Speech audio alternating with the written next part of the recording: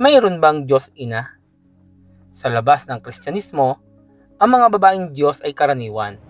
Halos lahat ng paganong relihiyon ay may ilang uri ng Diyosa. Ang ilang mga tao ay nagsisikap na ipahayag ang konsepto ng isang ina na Diyos sa Kristyanismo.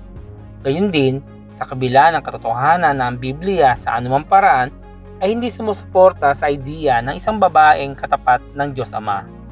Itinuturo ng ilan si Asherah bilang isang halimbawa ng isang inang Diyos na tinanggap ng mga sinaunang Israelita.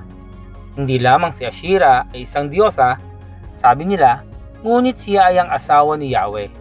Ang ganitong pananaw ay isang simpleng paghulma sa pagsamba kay Baal. Batay sa isang palagay na ang mga Israelita ay nagtayo ng kanilang relihiyon na nakatuon kay Yahweh mula sa pananaw ng pagsamba kay Baal. Sa mitolohiyang Canaanite, si Asherah ang asawa ni Baal, ngunit ang batas mosaiko ay walang alinlangan na nagbabawal sa pagsamba kay Asherah. Deuteronomio 16:21.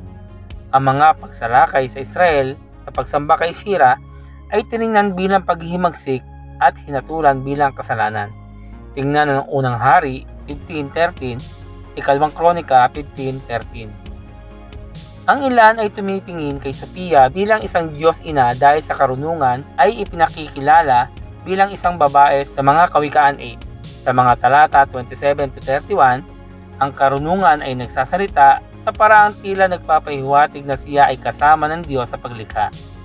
Gayunpaman, ang aklat ng mga Kawikaan ay patula at napakasimboliko. Ang karunungan ay malinaw sa isang personifikasyon, hindi isang aktual na tao. Si Sophia ay hindi isang aktual na tao, lalong hindi isang babaeng kasama o katapat ng Diyos Ama. Katulad dito ang World Mission Society Church of God sa pamamagitan ng pagsasama-sama ng Galatia 4:26 sa ilang konsepto tungkol sa Bagong Jerusalem ay nagtuturo na ang Diyos ay may nobya, ang makalangit na ina.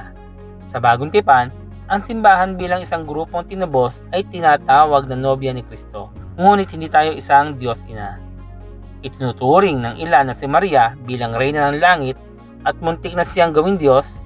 Gayunpaman, hindi nakukuha ng mga gumagawa nito ang kanilang mga pananaw mula sa Biblia. Si Maria mismo ang naglagay ng pagkaunawa na hindi siya isang Diyos Ina, na kinikilala sa Lucas 1:47 na ang Diyos ang kanyang tagapagligtas. Si Maria ay isang mortal na tao, isang makasalanang nangangailangan ng kaligtasan tulad ng iba pang tao. Bilang karagdagan sa mga pagtatangka na makahanap ng isang Diyos Ina, sa banal na kasulatan ay maraming mga paganong relihiyon na puno ng mga babaeng Diyos. Binanggit sa Jeremias 7:18 at 44:17-25 ang pagsamba sa Reyna ng Langit, isang paganong Diyos. Hindi itinataguyod ni Jeremias ang paganong teolohiya.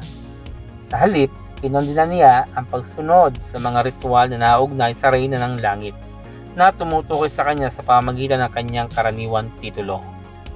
Ang isa pang diyosa na sumikat habang ang mga tao ay nagiging mas may kamalayan sa kapaligiran ay si Gaia, ang diyosa ng lupa. Ang Gaia ay isang nalalabi lamang sa mitolohiyang Griego na sa ilang pagkakataon ay pinaghalo sa evolusyonaryong konsepto ng Mother Earth. Sa mitolohiyang Griego, si Gaia ay maaaring itinuturing na isang aktual na tao. Ngunit ang mas modernong konsepto ng ebolusyon ay tumitingin sa kanya bilang isang pagbibigay katauhan na sangkap kung saan tayo at ang universo ay nagmula. Ang ilan na nagsusulong ng idea ng isang Diyos Ina ay nagsasabi ng isang kontradiksyon sa kasulatan.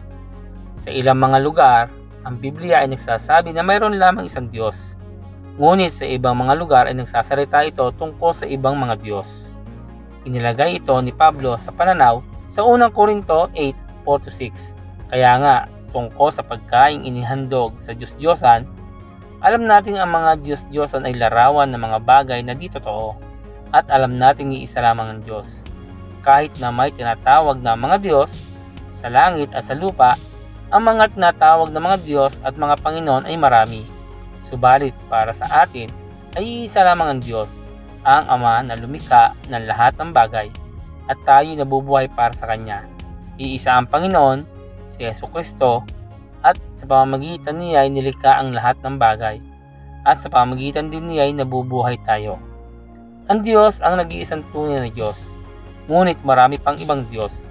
Ibig sabihin, marami pang bagay na sinasamban ang mga tao. Marami sa mga tinatawag ng Diyos na ito ay mga babaeng Diyos. Anuman ang kasarian na itinalaga sa sino mang Diyos, nilinaw ng Diyos na siya ang tanging tunay na Diyos, lumikha ng langit at lupa. Makikilala nila ako, si Yahweh, ako lamang ang Diyos at wala ng iba. Isaiah 46:6. Walang Diyos Ina.